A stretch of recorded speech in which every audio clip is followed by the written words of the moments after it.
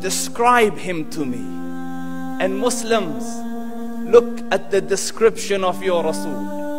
And for some, this would be the first time you hear what your Prophet looked like. I saw a man of striking appearance.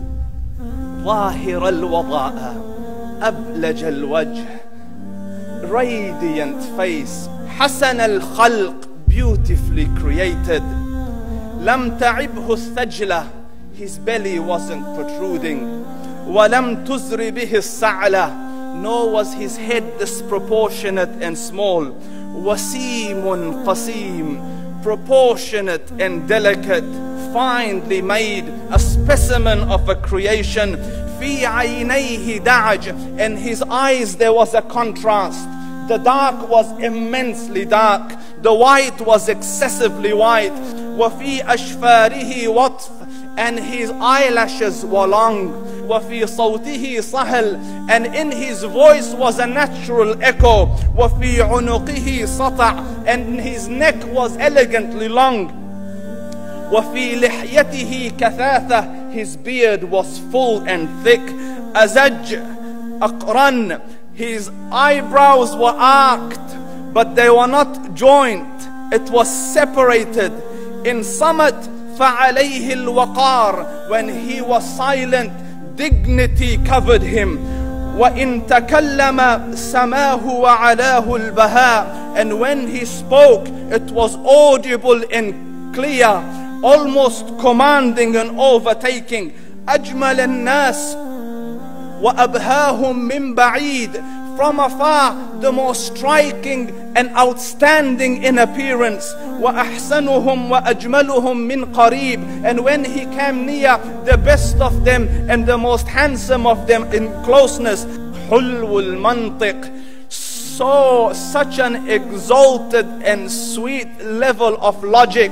Like when he used to speak, it was so coherently logical, it was smooth and easy to understand.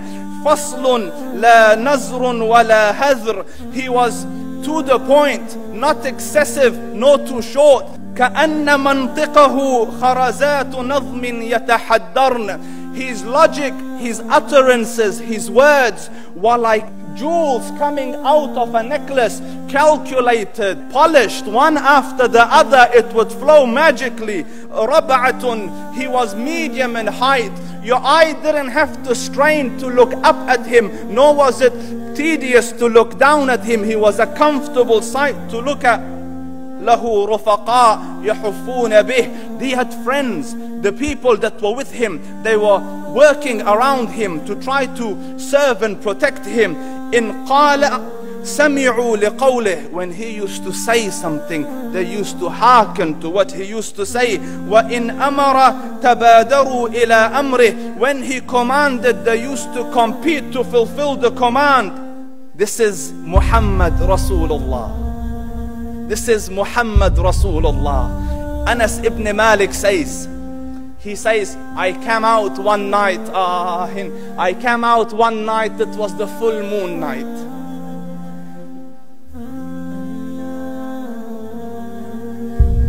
And I looked at the moon, and in the desert, understand, the moon is an awesome sight.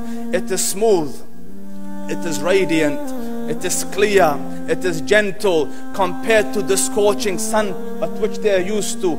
So the moon was the epitome of beauty. So he says, I came out at a full moon night and I looked at the moon and I saw it, beautiful, handsome. So I said, let me go see if the moon is more handsome or my Prophet is more handsome. Let me see if that is more beautiful or the Prophet is more beautiful. So I went and I saw him standing afar. So I looked at his face and I looked at the moon and I looked at his face and I looked at the moon and I looked at his face and I looked at the moon, and he said, Wallahi, he was more handsome than the moon in its entirety. That is just the look of your Rasul. Aisha radiyallahu anha says, I was sewing with the needle. My needle dropped in the dark. I couldn't find it. I said, Ya Rasul, I can't find it. He moved his face close, and I swear, out of the radiance of his face, I found my needle. And the Prophet sallallahu alaihi wasallam was mind-bogglingly handsome, but his handsomeness was covered with waqar and jalal and hayba. The Sahaba say, when we used to sit at his feet, two feelings conflicting would come on the heart. The first one, you wanted to look at him. You wanted to behold the majesty of his face.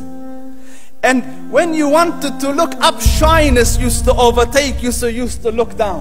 Amr ibn al-As says, I sat with him many times, but if you ask me to describe his face, I can't describe it.